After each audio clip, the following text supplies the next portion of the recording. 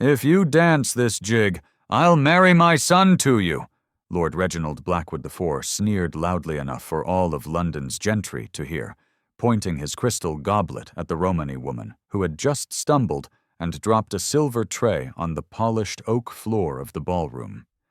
The deafening clang of scattering cutlery silenced the 300 guests at the unveiling party for Blackwood Manor's newly renovated wing. All eyes turned to Esmeralda Flores, 28, who had been working as a temporary caterer at the estate event for just 2 weeks. "Father, you're being preposterous," whispered Alistair Blackwood, 25, embarrassed by his aristocratic father's cruel jest. But Reginald completely ignored his son's disapproval, clearly intoxicated by power and the century-old port he had been imbibing all evening.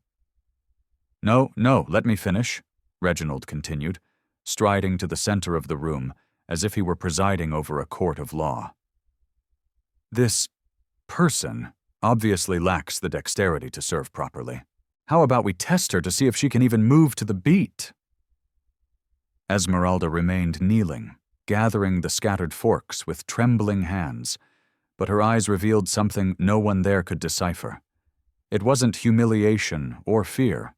It was a deep calm, as if she were evaluating every word, every cruel laugh, every look of contempt she received. "Lord Blackwood," the event planner intervened discreetly. "Perhaps it would be better nothing."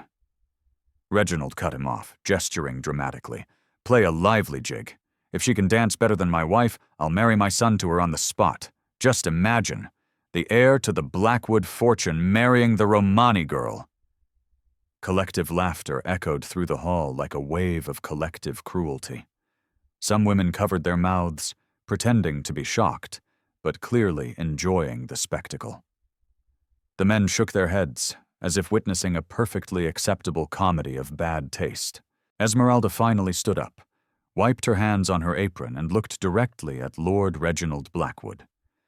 For a moment that seemed like an eternity, she remained silent, as if making a decision that would change not only that night, but the entire power dynamic of that room. "I accept," she said in a clear voice that cut through the air like a sharp blade. The hall fell completely silent.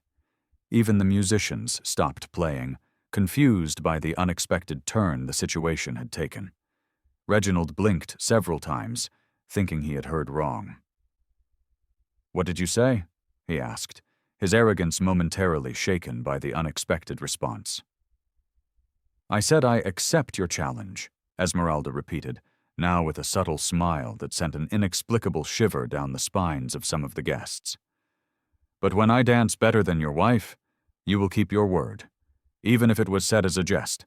At that moment, while everyone mocked and laughed even louder, thinking they were witnessing the biggest embarrassment of the decade, no one noticed the familiar gleam in Esmeralda's eyes. The same gleam that had once mesmerized audiences on some of Europe's most prestigious stages before a single night of tragedy completely changed the course of her life.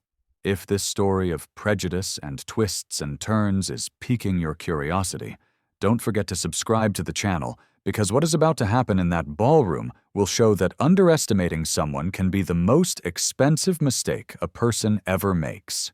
Lady Eleanor Blackwood, 45, a woman known for her folk dancing lessons to London's elite, approached with a venomous smile. "Darling, do you really think I need to lower myself to compete with this?" she said, gesturing dismissively toward Esmeralda. "Don't be modest, Eleanor," Reginald replied, clearly enjoying the situation. "You won that country dance trophy last year. That should be more than enough for this demonstration." Esmeralda watched silently, but her mind flew back 10 years when she was known as Esmeralda Petrova, principal dancer with the Royal European Folk Troupe. She remembered the nights when entire audiences rose to their feet in ovation, the reviews that compared her to the greatest folk dancers in history, the feeling of soaring across the world's most prestigious stages. It had all ended in one tragic night. A special performance for foreign dignitaries, a carriage accident on the way home, 3 months in a fever, and a cruel awakening to reality. Her legs would never be the same again. The doctor said she would be lucky if she could ever walk normally again. Dance professionally? Impossible. "Alistair," said Reginald, turning to his son, "go get your sketchpad. I want to record this moment for posterity, the day a Romani caterer tried to pass herself off as a dancer at my event." Alistair hesitated, clearly uncomfortable. "Father, this has gone too far. The girl was just doing her job. The girl—" Reginald cut him off sarcastically. "Accepted the challenge. And now she's going to entertain us. Or would you rather I tell your betrothed about that embarrassing situation last week?" Alistair's face paled. Esmeralda realized that blackmail was involved, yet another demonstration of the toxic control Reginald exerted over everyone around him. "Put the music on," Reginald ordered the fiddler, "and place your bets.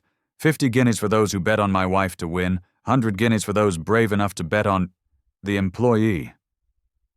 Cruel laughter echoed through the room. Some guests actually began placing bets, treating the situation as free entertainment. Eleanor positioned herself in the center of the dance floor, doing a few theatrical stretches to show off her experience. "You know what?" Reginald said, approaching Esmeralda with a wicked smile. "When you lose, and you will lose, I want you to get down on your knees and apologize for wasting everyone's time. And then, obviously, you're dismissed." It was at that moment that something changed in Esmeralda's eyes. The same determination that had led her to dance on international stages, the same strength that had made her fight through months of physical therapy just to walk again, the same dignity that had kept her alive when she lost everything she had worked for her entire life. "Lord Blackwood," she said, with a calmness that sent an inexplicable chill down the spines of some of those present. "When I win, and I will win, I want you to keep your word about the marriage. But I also want something else." Reginald raised his eyebrows, amused by her audacity. "Oh, she wants to make demands now. Very well, amuse me. What else do you want, besides marrying my son? I want you to admit, in front of all these guests, that you judged a woman wrongly based on her heritage and the work she does. And I want a public apology." The room tensed. Some guests whispered among themselves, recognizing that the situation had taken a more serious turn than they had expected. Reginald laughed loudly. "You've got guts, I'll give you that. All right, I accept. But when you make a fool of yourself, you'll leave here not only without a job, but without any dignity left." What Lord Reginald Blackwood IV didn't know was that he was about to face not just a Romani caterer with a mysterious past, but a woman who had lost everything once and knew exactly how hard it was to fight for every crumb of respect in a society that had rejected her. While Eleanor prepared herself with basic ballroom dance moves, across the dance floor a silent storm was brewing, because there is a brutal difference between someone who learned to dance as a hobby and someone who was born to make dance her universal language, even when fate tried to take it away from her forever. While Eleanor warmed up with basic ballroom dance moves, Esmeralda stood motionless in the corner of the dance floor, but her mind was working like a precision machine. 10 years of brutal physical therapy, of learning to walk again, of accepting that she would never be the same, had forged in her a resilience that none of those spoiled rich kids could understand. "Look at her," one of the guests whispered to her friend. "She's probably never stepped on a dance floor in her life. What unnecessary humiliation." Lord Reginald Blackwood circled the room like a satisfied predator, collecting bets from the guests and deliberately increasing the humiliation. 50 guineas says she can't even make it through the song without tripping," he announced, raising a crystal goblet of port. 100 guineas for anyone who bets she'll run out in the middle of her performance." Laughter echoed throughout the room, but Esmeralda noticed something Reginald didn't. His son Alistair wasn't laughing. In fact, the young man seemed increasingly uncomfortable with the whole situation, shifting uneasily near the wall and avoiding the gaze of the crowd. It was then that she noticed something familiar about Alistair's face. It wasn't the first time she had seen him. 2 weeks ago, when she started working at Blackwood Manor events, she had noticed a young man who always treated the contract workers with respect, unlike the other executives. It was him. "Miss," said a low voice beside her. Esmeralda turned and saw an elderly Romani man in his 70s, wearing the discreet uniform of the estate's groundskeeping team. "I'm Matteo, head gardener. I've worked here for 50 years. He approached discreetly, pretending to check something on his pocket watch. "I saw you dance before," he murmured, so low that only she could hear. 10 years ago, at the Royal Theatre, Esmeralda Petrova, principal soloist. I was a stagehand there too." Esmeralda's heart raced. Someone had recognized her. After all these years of keeping her identity a secret, working in anonymous jobs to survive, someone finally knew who she really was. "I thought you perished in the accident," Matteo continued, his eyes revealing a mixture of shock and admiration. "The broadsheet said you'd never dance again." "The broadsheet said a lot of things," Esmeralda replied, keeping her voice steady. "Not all of it was true." Matteo nodded slowly. "What they did to you was an injustice, and what they're doing now," he glanced in Reginald's direction, who was still laughing loudly, "is even worse." At that moment, Esmeralda made a decision she had been putting off for 10 years. Not just about dancing, but about who she really was and what she was willing to reveal to the world. "Matteo," she said, "I need a favor. After I dance, no matter what happens, I need you to listen to everything that follows, especially the reactions." He looked at her confused, but nodded. "Sure, but why?"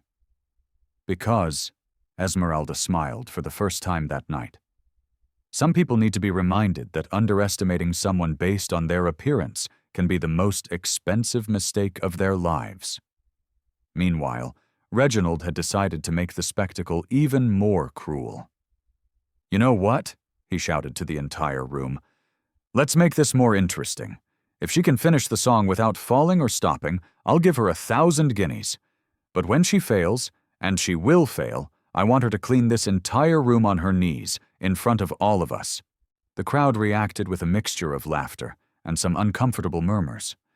Some guests began to realize that the situation had crossed the line, but no one had the courage to confront Lord Reginald Blackwood IV. "Father," Alistair tried once more, "this has gone too far." "Shut up, Alistair," Reginald snapped. "You're too soft. That's exactly why you need to learn how the real world works. There's a natural hierarchy, and people like her," he pointed at Esmeralda, "need to know their place." It was at that moment that Esmeralda began to move. Not to position herself on the dance floor, but to stretch. The movements were subtle, almost imperceptible to most of those present, but Matteo recognized them immediately. They were the preparatory exercises she did before every performance at the Royal Theatre. "My God," Matteo muttered to himself, "she's really going to do this." Eleanor Blackwood, realizing that attention was beginning to turn to Esmeralda, decided to begin her presentation. "Start the music," she ordered. "Let's get this charade over with." The fiddler, clearly uncomfortable with the whole situation, put on a lively folk jig. Eleanor began to dance alone, executing competent but predictable country dance moves. She had learned to dance at elite clubs with expensive private teachers, but her technique was clearly amateurish by professional standards. Still, she received polite applause from the audience. After all, to that audience, she represented everything they considered appropriate: rich, noble, educated in the best social circles. "Well done, dear," said Reginald, applauding exaggeratedly. "Now it's time for our guest artist." Esmeralda slowly walked to the center of the dance floor. Each step was measured, controlled, laden with a dignity that began to make some of those present uncomfortable. This was not how a defeated person was supposed to behave. "What song would you like?" asked the fiddler, more out of politeness than genuine consideration. "The same one," Esmeralda replied simply, "but from the beginning." Reginald laughed. "Oh, she wants a second chance. How lovely. All right, play the song. Let's see how long she lasts before she gives up." What none of them knew was that Esmeralda had strategically chosen that song. It was a jig she had danced hundreds of times during her career, one of the pieces she knew by heart, which flowed through her muscle memory like second nature. More importantly, it was one of the last performances she had given before the accident, a night when she received a 5-minute standing ovation at the Royal Theatre in a performance the critics had described as transcendent and one of the most emotionally devastating performances in the history of European folk dance. As she waited for the music to begin, Esmeralda closed her eyes and allowed her memories to take her back to that night 10 years ago. She remembered the feeling of soaring across the stage, the deep connection with each musical note, the absolute certainty that she had been born to do this. The doctors had said she would never dance again. The media had speculated that her career was definitely over. She herself had believed it for years, until slowly, painfully, she began to rebuild not only her muscles, but her relationship with dance. She had never returned to the stage. She had never tried to resume her career. But she had never stopped dancing in secret, alone, during the most difficult moments of her new life. The music began, and with it, something extraordinary was about to happen in that hall full of prejudice and arrogance. Under the weight of all those condescending glances, her hands positioned themselves with a precision that made some of the musicians frown, instinctively recognizing that they were about to witness something far beyond a simple amateur dance. But what none of them could have imagined was that those first few bars would mark not only the rebirth of a lost legend, but the moment when the entire power structure of that environment would be permanently shaken. The first bars of the jig echoed through the hall, and Esmeralda began to move. It was not the hesitant steps everyone expected to see. Instead, she rose with a grace that made the air in the room change instantly, as if gravity had lost some of its power over her. Her first movements were subtle, almost shy, allowing the audience to keep their expectations low. But as the music gained momentum, something extraordinary began to happen. Each step became more fluid, each turn more precise, each movement charged with a deep emotion that began to mesmerize everyone present. Lord Reginald Blackwood stopped laughing. Lady Eleanor stopped smiling. The entire room began to realize that they weren't watching a Romani caterer trying to dance. They were witnessing an artist reclaiming her place in the world. "My God," someone in the audience murmured. She's exceptional." Esmeralda performed a sequence of rapid footwork that would be challenging for any professional folk dancer, followed by a gravity-defying leap that lifted her into the air with a lightness that defied physics. These were not ballroom dance moves. This was classical Romani folk dance of the highest order, masterfully adapted to the jig. Matteo, keeping his promise to Esmeralda, had discreetly positioned himself to observe not only the performance, but the audience's reactions, especially the reactions of Lord Reginald Blackwood, whose face had gone from scorn to confusion, then to something close to terror. "This is impossible," Reginald whispered to himself, his voice catching. "Who the hell is this woman?" It was when Esmeralda performed the final sequence of her old Royal Theatre performance, a combination of movements that had been her trademark, a unique fusion of traditional techniques she had created herself, that the truth began to strike some of those present like a bolt of lightning. "Wait a minute," said a woman in the audience, a patron of the arts who attended every major cultural event in the city. "I know those moves. I've seen that sequence before, but where?" Alistair Blackwood was completely mesmerized, his gaze fixed on every second of the performance. Unlike his father, he recognized genius when he saw it, regardless of who displayed it. When the music reached its climax, Esmeralda performed a series of intricate spins and stomps, continuous turns on one leg that left the entire audience speechless. These were movements that required not only perfect technique, but years of training and extraordinary physical strength.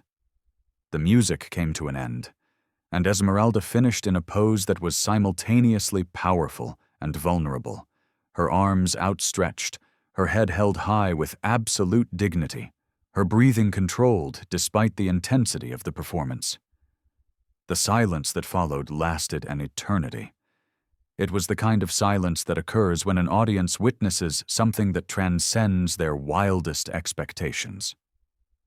Then, slowly, one person began to applaud. Then another. Within seconds, the entire hall was on its feet, applauding with an intensity that made the chandeliers rattle. "Bravo!" someone shouted. "Extraordinary!" echoed another. Lord Reginald Blackwood was pale as a ghost, realizing that he had just been completely humiliated by someone he considered inferior. Worse, he had done so in front of London's gentry, who now looked at him with a mixture of disapproval and embarrassment. It was at that moment that Matteo approached Esmeralda, a knowing look in his eyes. "Ladies and gentlemen," he said loudly enough for everyone to hear, "allow me to introduce Esmeralda Petrova, former principal soloist with the Royal European Folk Troupe." The name echoed through the hall like a bomb. Several people gasped, others let out exclamations of shock. Esmeralda Petrova was a legend, a dancer who had mysteriously disappeared at the height of her career after a tragic accident. "Impossible," Eleanor Blackwood stammered. "Esmeralda Petrova is dead. Or at least, she never danced again after the accident." "Clearly," said Esmeralda, finally breaking her silence. "The rumors of my demise have been greatly exaggerated." So, the crowd laughed, but Lord Reginald Blackwood wasn't finding it funny at all. The reality of what had happened began to hit him like a freight train. He had publicly humiliated one of the greatest entertainers in European history. "Lord Blackwood," Matteo said, a glint in his eye, "you said that if she danced better than your wife, you would marry her to your son. I believe this entire audience can attest to the fact that the condition has been more than met." Alistair, realizing where the situation was going, approached Esmeralda. "Miss Petrova," he said, "I would like to publicly apologize for my father's behavior. It was inexcusable." "Alistair, shut up!" exploded Reginald, his mask of control finally slipping completely. "You will not apologize to anyone, especially not to her." It was at that moment that Esmeralda revealed the true extent of her plan. "Lord Blackwood," she said calmly, "I believe we have a marriage proposal to discuss. After all, a man of your standing surely keeps his word, doesn't he?" The audience fell silent, realizing they were witnessing something much greater than a simple display of talent. "You must be mad if you think I'm going to honor a drunken jest," Reginald growled, his arrogance returning in the form of desperation. "Ah, but it wasn't a jest," Esmeralda said, smiling. "Matteo, could you attest to Lord Blackwood's statements from tonight?" Matteo nodded. "Indeed, I heard every word. The bet was made, the conditions doubled, the humiliations increased, and the public declaration of marriage confirmed, even after Miss Petrova specified he would have to keep his word." The audience murmured, some laughing nervously, others clearly embarrassed by the situation Reginald had created for himself. "That's blackmail," Reginald shouted, completely losing his composure. "No," Esmeralda corrected calmly. "This is accountability. You made a public bet with clear terms in front of 300 witnesses. Now you have to decide if you are a man of your word or if your reputation is worth less than your prejudice." Alistair moved closer to Esmeralda. "Miss Petrova," he said, "if you will allow me, I would like to honor my father's word, not because I am forced to, but because any man would be honored to marry someone of your talent and dignity." The audience murmured, surprised by the unexpected romantic turn. Reginald was now visibly shaking with rage. "Alistair, if you do this, you're out of the estate, out of the family, out of everything." "Then so be it," Alistair replied, extending his hand to Esmeralda. "Some things are more important than money, Father, like having integrity." Esmeralda looked at the outstretched hand, then at the audience, then at Lord Reginald Blackwood, who was clearly having what appeared to be a nervous breakdown in public. "Lord Blackwood," she said, 10 years ago, people like you decided I had no value after I became imperfect. Today, you tried to humiliate me based on my heritage and the work I do to survive.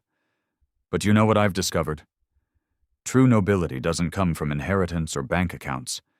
It comes from how we treat other human beings when we think no one is watching." She turned to Alistair. "Your son seems to have learned that lesson despite your best efforts. As for the proposal," she smiled, "I'll accept dinner with him. But marriage? Well, that's something two people decide together, based on love and respect, not humiliating bets."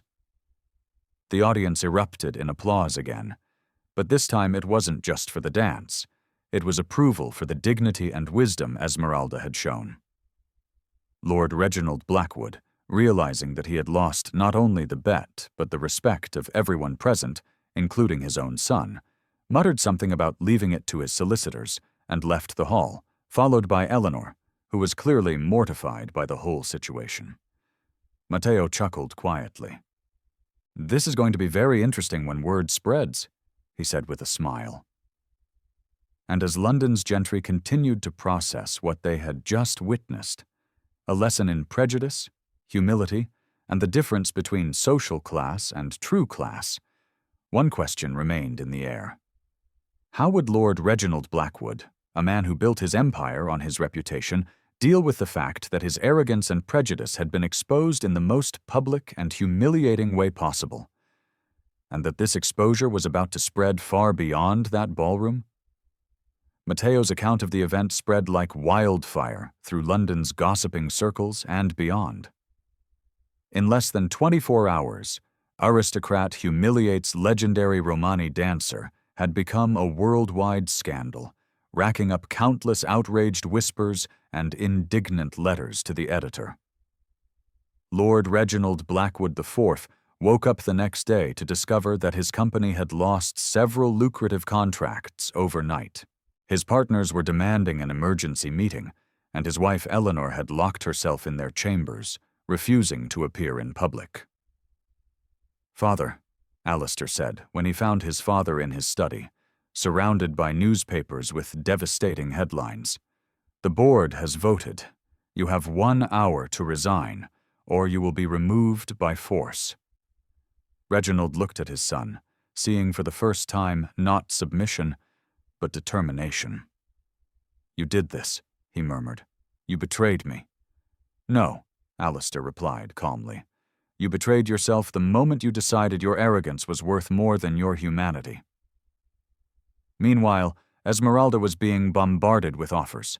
3 international folk dance troupes wanted her to choreograph special performances. The Royal Albert Hall had called, offering a solo event. Theater producers were interested in turning her story into a play, but the offer that touched her most came from an unexpected group: the children at the community school where she had taught before working for Blackwood Manor. They had pooled their meager savings, 5 shillings in all, to offer her a scholarship to return to teaching. "I'll take it," Esmeralda said tearfully, "but on one condition. Let's turn this into something bigger."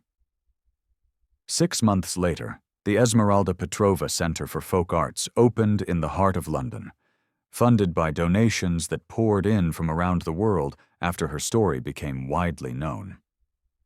Alistair Blackwood, now running a completely revamped version of the family business focused on social responsibility, was the first major donor.